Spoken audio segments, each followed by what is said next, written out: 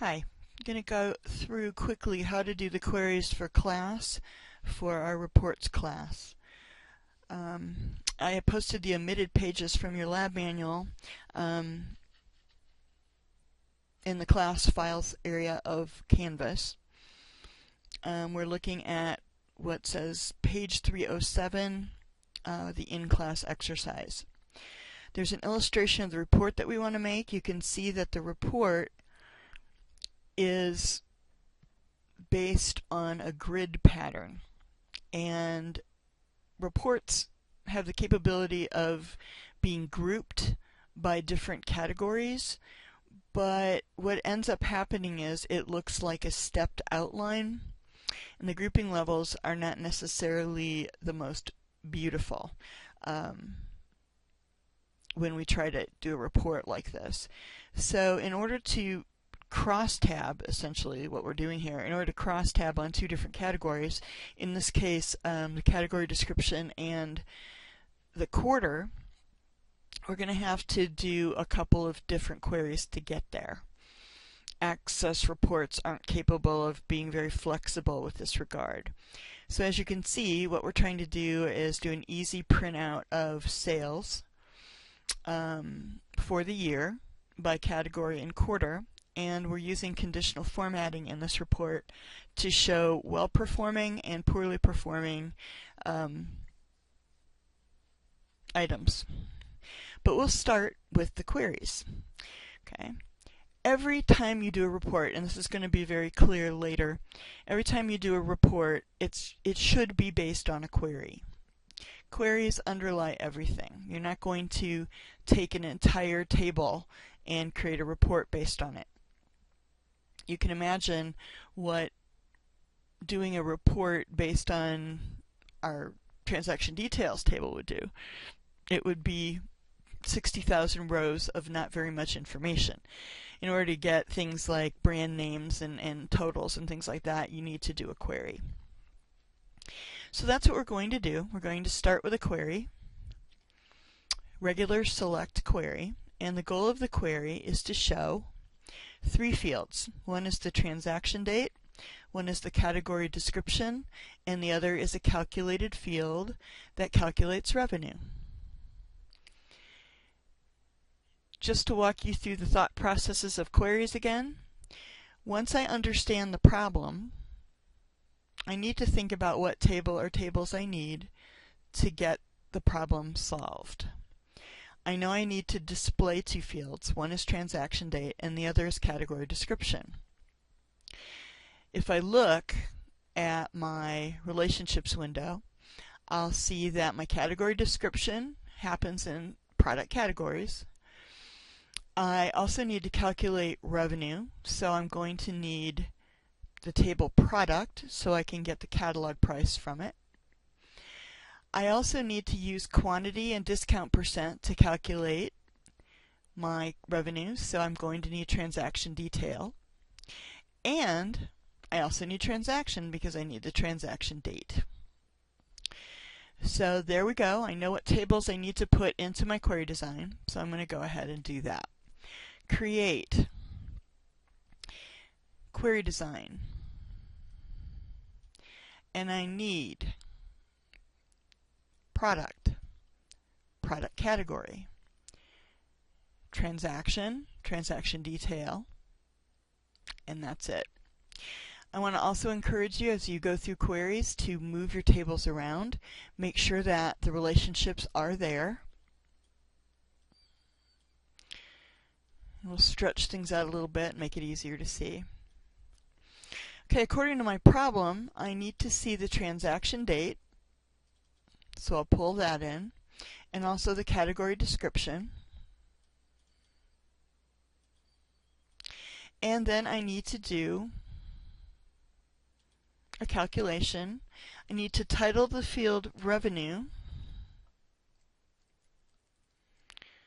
and then type in my calculation, which is quantity times catalog price times, in parentheses, 1 minus, in brackets, whoops, not equals, minus, 1 minus, in brackets, discount percent, close parentheses.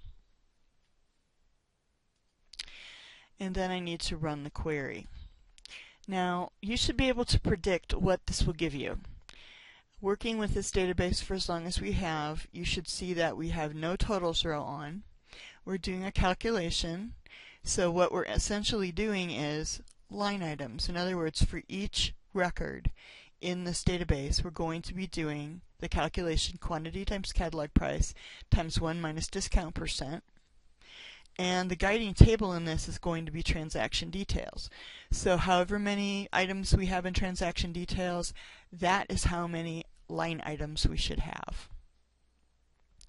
So let's run it, and if you are in enough of a nightmare to know how many records there are in that table, 60,298 would be our expected number. Yep, there we go. So you can see we've got nothing but line items here. The directions also talk about some phantom category called NA, and there really isn't one, so we're going to forget about that one. We're not going to worry about NA, but we are going to worry about any revenues that actually are zero. So if I were to sort this really quickly just to see, I have lots of things here that are zero. Don't know why, but we want to make sure that we don't include them. So let's go back to our design view, and we're going to put criteria on the criteria row. We want anything greater than 0. No formatting or other sorting in design view is necessary at this point.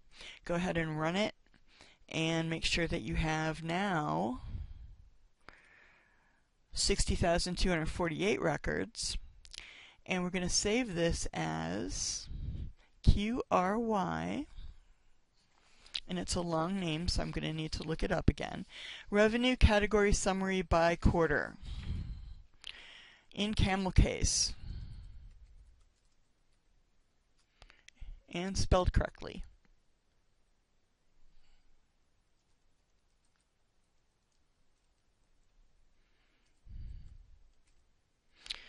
There we go.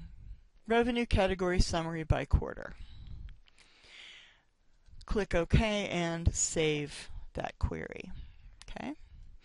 Now we're doing one, and if we had just done a report on that, it would have just been ridiculous looking. We could have, it just wouldn't have been exactly what we wanted. Had we grouped by, what we would have been doing is just simply doing an indentation by groups. So if I had grouped by quarter, I would have had a quarter designation, and then underneath it I would have had a list of things I sold that quarter. This isn't what we want. We actually want a report that will show us a nice neat grid. To do that, we use the Crosstab query. So let's go back to create, and this is found in the query wizard. Now, there's not much thought to this because a crosstab is basically a step-by-step wizard, and we've already given ourselves the components that we needed for it. Remember, a crosstab has two divisions by two categories, so in this case quarter and then our category description, and then some aggregate data at the intersection. So we're going to have our revenue. So we've got 3 items in our original query. We just need to arrange those in a crosstab. So I'm going to choose Crosstab Query Wizard, click OK, and then go look for queries. Go find that thing. It's the one with the longest name in the whole list. Query Revenue Category Summary by Quarter. Click Next. And for our row, we want Category Description. And then click Next. Transaction date will go across the top for our columns. Click Next, and it'll ask you how you want to group this. And so we want to look at each quarter. We only want 4 quarters listed across the top. So we're just going to leave it there. Click Next, and then the only remaining field is our aggregate field, and what we want to do to that is sum everything. So click Sum, and notice over here it says, do you want to summarize each row? Sure, why not? There are ways to, actually we don't want to do that. Let's just pretend we didn't see that. Let's just say, no, don't include row sums.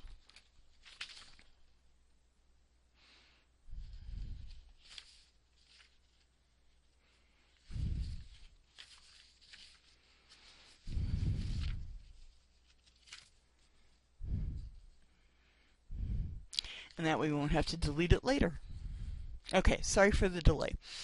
Click Next, and then we want to call this Query Revenue Category Summary by Quarter, and it's already called itself a Crosstab Query, so there we go.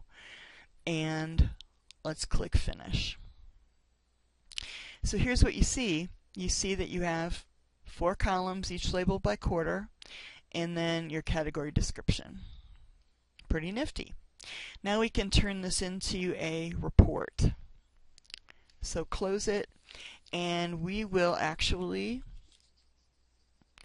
use the report wizard to create the report in class and do all the formatting and other things that we need to do for this class. That should go pretty quickly. But while I've got you here,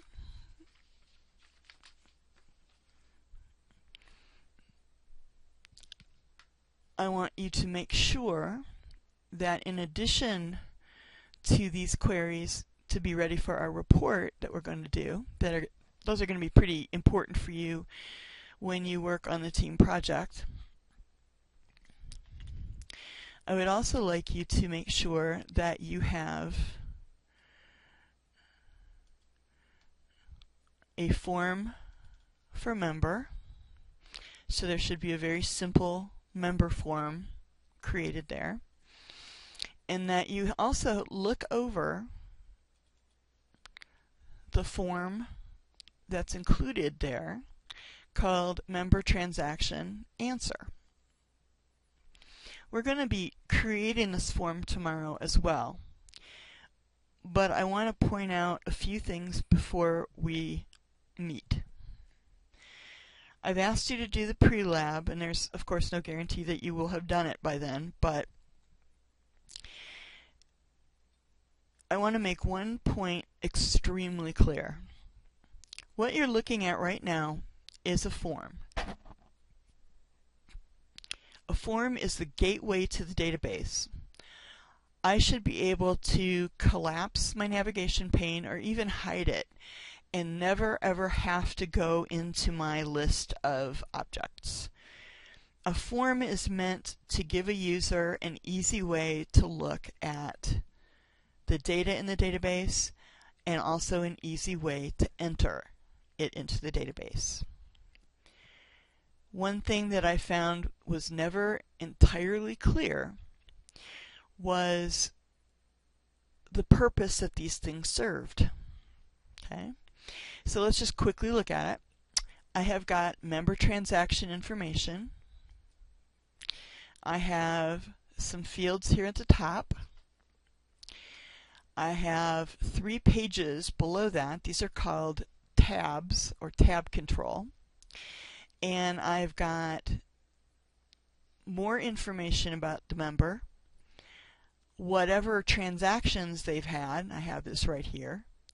And then I also have another form that talks about shipping. So if you look at this, I have got data from the member table, from the transaction tables. So I've got transaction date, I've got brand, description, quantity, price, subtotal, discount. Wow, I've got all kinds of stuff going on here. I know about this from my tables over here. I know I've got why this must be the result of a query. It is. and then I have shipping information. This is the kind of form that allows you to have a global view of a customer. Okay? This kind of a form is a form that lets you see one aspect of the database, and this is the form based on the members table. Take a look at this in Design View. I'm going to spend a lot of time on this in Design View. The Design View has several parts. It also has some different things on the ribbon that I'm going to talk to you about now. But this whole thing, if you actually go over to the property sheet here, keep your property sheet open and keep one eye on it at all times, because that is going to show you all the different pieces and properties that you can set on these forms. The very first thing I want you to pay attention to is I've got the form selected, so that's the entire form. If I click on the Data tab, it tells me what the record source is. That means that I've taken everything in the members table and I've created a form based on it. And basically all I'm saying is this makes it easy to enter data. That means when I'm looking at this form and I add or change data on it, I'm adding or changing data on the table too. So for example, I can come down here to this form. We have a little navigation area down here. But I could come down to this form and I could click on the New Record button, and I'm faced with a brand new record. Now, I don't know what the last member ID is. You can see why this might be a problem. I guess I could go and hope that they were in alphabetical order. Well, let's see. This is a text field, so that's not going to help me very much. I'm just going to pretend that we don't have that many. So I'm going to guess on that one, and I'm going to add a new person.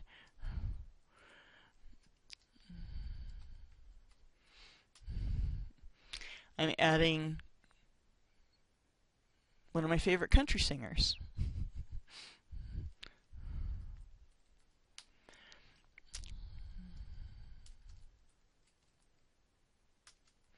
Notice how my default values shoot up, and what I'm doing, what you're hearing here, is I'm hitting tabs. Oh, I don't know what they are. 90210. Let's go with that one. And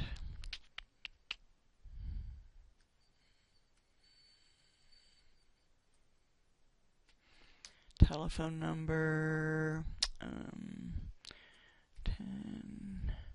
23 56, and he's a member since today. You can see that default value popping up here. Gender, notice I can't type anything else because I've set it to one character. Let's send them some email, and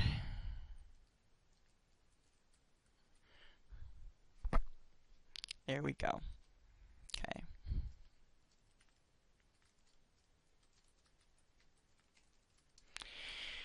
So what I've done is I've entered a new record. Notice what happens. I started out with 2,697 and now, or 6, and now I've got 2,697. Okay. By default, it saves it. That's the beauty of Access. It protects your data. You've entered a record. Here you are. It's already there. So if I were to go to another record, I could still come back to that new record I've just entered. And look.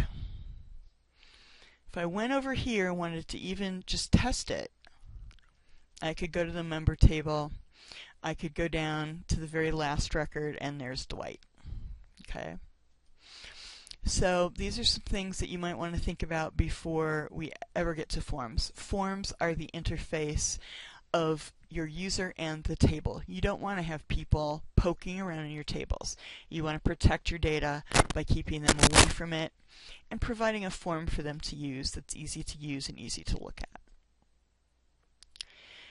One more quick view back here, and you can feel free to go ahead and add yourself a record in here just to practice using a form and seeing how it works. And I'm going to go back to the design view, and I want to show you the design tab and the controls in it. There's a whole menu filled with controls. I'm going to talk about them briefly here, and I'll talk about them again tomorrow, but very quickly. We'll be using text boxes, we'll be using labels, command buttons, tab controls. Check it out. We can put hyperlinks in here. We can even put a web page in here. Hint, hint. There are other things that we've got. Option groups we don't need to worry about. We can put in a page break if we want. A combo box we'll use in order to help search customers, for example. Charts, rectangular lines, or sorry, lines and rectangles. You can turn things on and off. We won't use most of these, but they're here for you to explore. You can see there's places for putting in bound objects and pictures. These are all things that you might want to think about doing. But a definition. A text box is for data, which is held in the database, or for calculations. If you want a control to which you just enter text, like for a title of a form or something, you're going to use the label. So you can thank Microsoft for that clarity. We'll be using tab controls to add pages to this form. And we'll also be having a little bit more fun with some of the other controls in class tomorrow. So please look this over and make sure you have those queries ready to go. And we'll be starting with the report, where we'll get some experience with some of these controls, or we'll get... Sorry, my dog just came in. I apologize for that. Anyway, never mind. I'll see you tomorrow. Take care.